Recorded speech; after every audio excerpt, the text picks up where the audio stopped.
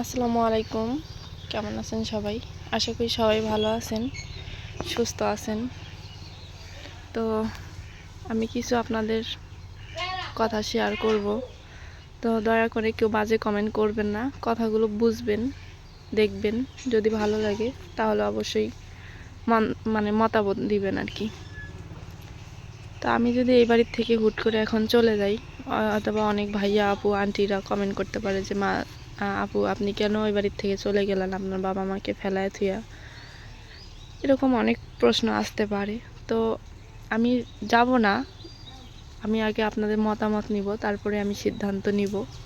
যেহেতু আপনারা আমার পরিবারের একজন, আমাকে এত সাপোর্ট করতেছেন, আপনাদের জন্য আমি খাইতে পারতেছি, হয়তোবা আল্লাহ আপনাদের মাধ্যমে দিচ্ছে, দেওয়ার মালিকটা আল্লাহ, কিন্তু আপনাদের মাধ্যমে দিচ্ছে, এটা হলো আলহামদুলিল্লাহ বা শুকরিয়া আদায় করি আমি।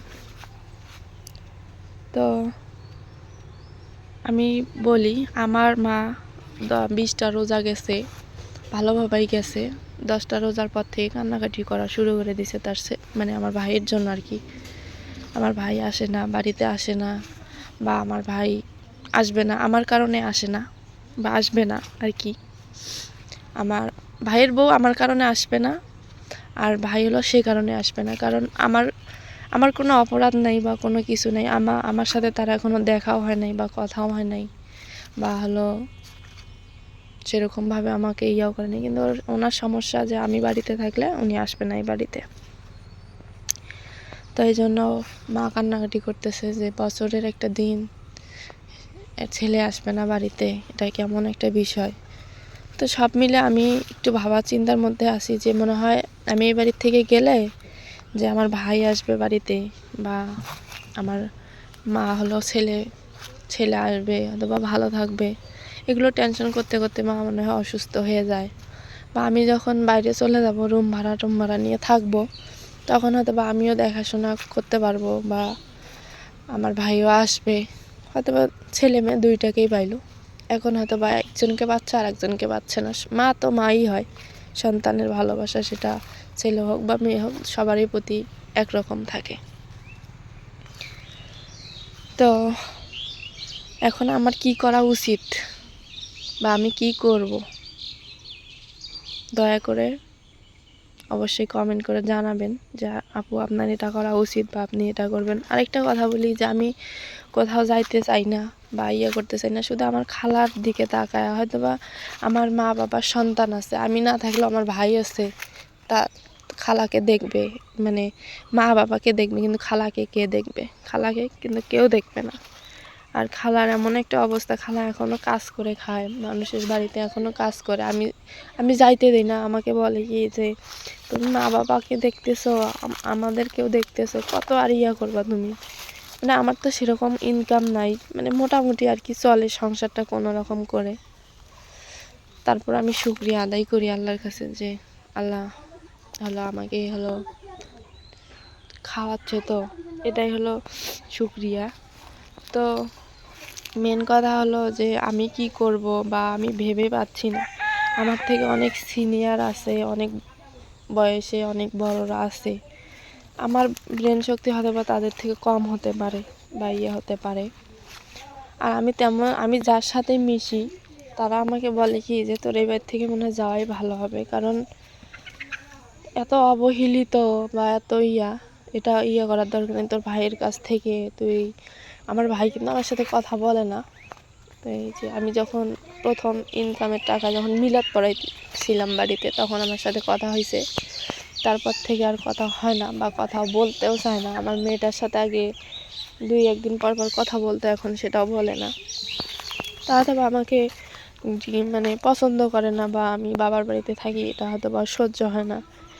বা সত্যি কথা বলতে কি যে আমার বাবা মাকে আমি আমি কষ্ট করে খাওয়াচ্ছি, পড়াচ্ছি, করতেছি, আমার 1 টাকাও ক্যাশ নেই। আমার রোজা থেকে বলতেছি আমার 1 টাকাও ক্যাশ নেই। আমি সত্যি আমার খালা দুল বানায় দিছিল, আংটি বানায় দিছিল, সেগুলো আমি বিক্রি করে করে আমার সন্তানকে বাবা মাকে সাথে নিয়ে খাইছি। যখন থেকে ইনকাম করতেছি তখন থেকে আল্লাহ একটু খাওয়াচ্ছে ভালো, কিন্তু আমি 1 টাকাও ক্যাশ বা কোনো কিছু এখনো পর্যন্ত করতে পারি নাই। তো আমার কি করা উচিত? হ্যাঁ, আমি এটা ভেবে ভেবে আমি নিজে নিজে শেষ হয়ে যাচ্ছি। আর একটা কথা যে আমি যদি হুট করে এই বাড়ি থেকে যাই, হয়তো অনেকেই বলবেন যে আপু এটা ঠিক করেন নাই, হ্যান ত্যান অনেক কথা ভালো কথাও আসবে, খারাপ কথা আসবে, এটাই স্বাভাবিক। সবার মন মানসিকতা তো একরকম না। তো এই জন্য আপনাদের সাথে বিষয়গুলো শেয়ার করা বা কথা বলা, ঠিক আছে? তাছাড়া কিছুই না। আমার ঈদ আসতেছে, আমার বাবাকে আমি হালকা পাতলা একটু মার্কেট করে দিছি, সেভাবে না, সেরকমভাবে না। আমার মেয়ের এখনও পর্যন্ত আমি খালার বা মার আমার এখনও পর্যন্ত কিছুই নিতে পারিনি, শুধু অর্থনৈতিকের কারণে।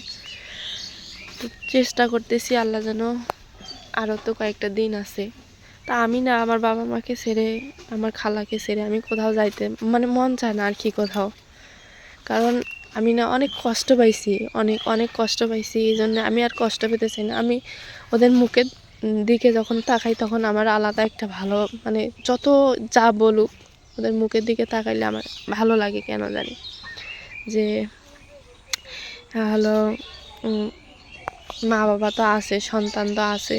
আর আমি যা ইনকাম করি, আমার মেয়ের স্কুল খরচ হলো মোটামুটি অনেক টাকাই পড়ে, প্রত্যেক মাসে 5,000-এর উপরে পড়ে বলেই দিলাম।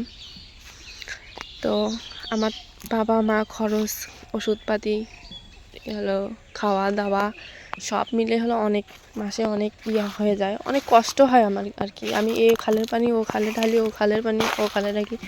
অথবা অনেকে ভাবতে পারেন যে চলাফেরা দেখে যে মানে ভালো আছে, না আমি ততটাও ভালো নাই বা নাই। আল্লাহ আমাকে চালাচ্ছে, খালি খাওয়া দাওয়াটা ঠিকভাবে মানে চালাচ্ছে। আল্লাহ আমাকে সুস্থ রাখছে, কিন্তু একটা ভাগ্য খারাপ যে আমার বাবা মাকে সুস্থ রাখেনি। আমার বাবা মা দুইজনই অসুস্থ। তারপরেও আল্লাহর কাছে শুকরিয়া জানাই যে ওরা তো ওদেরটা চলে ফিরে তো ওরা নিতে পারে, ঠিক আছে? তো আমার কি করা উচিত? আমি এটা ভেবে ভেবেই কেন জানি আর একটা ভয় আমি কোথায় পেয়েছি সেটা হলো, আমি বলি যে আমি হুট করে একটা বাসায় যেয়ে উঠলাম বা আমি রুম ভাড়া নিলাম।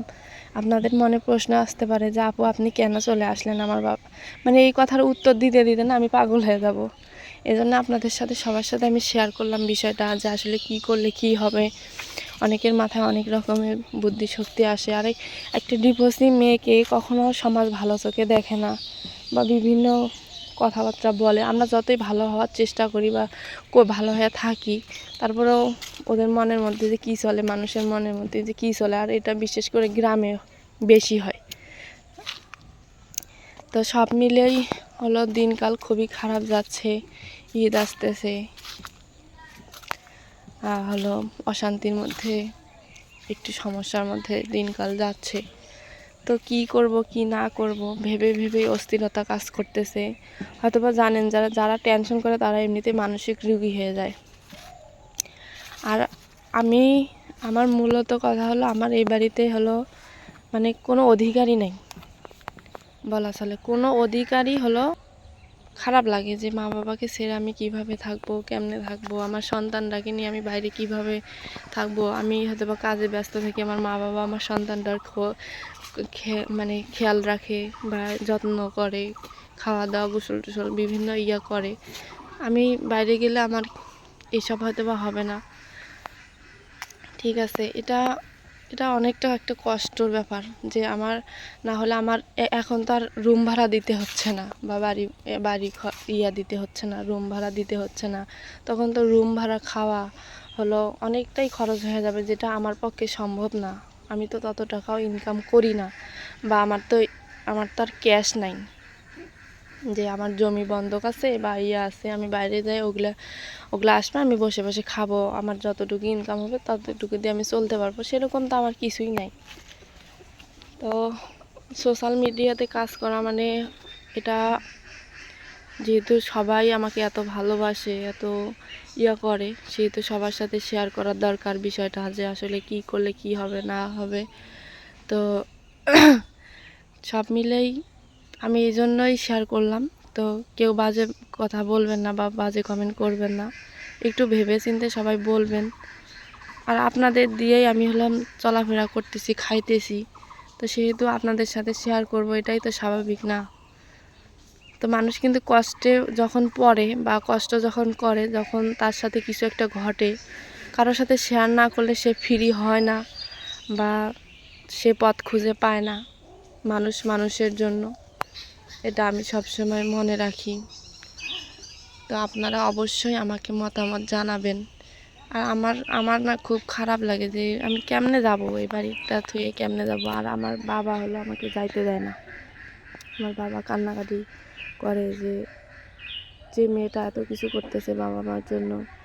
আর আমার ভাইয়ের বউ, ভাই এই বাড়িতে আসলে ওরা আমার বাবা মাকে ফুটবলের মতো হলো সরাই নিয়ে বেড়াবে, সেটা আমি জানি। যদি আমার ভাই না করে, আমার ভাইয়ের বউ 100% সেটা করবে। তো তারপরেও আমি চেষ্টা করি যে তাদের মনের মধ্যে আমি থাকবো বা তাদেরকে ভালো করব, এরকম চেষ্টা করি। কিন্তু আমি তাদেরকে আপন ভাবলেও তারা আমাকে আপন ভাবে না। ঠিক আছে? তো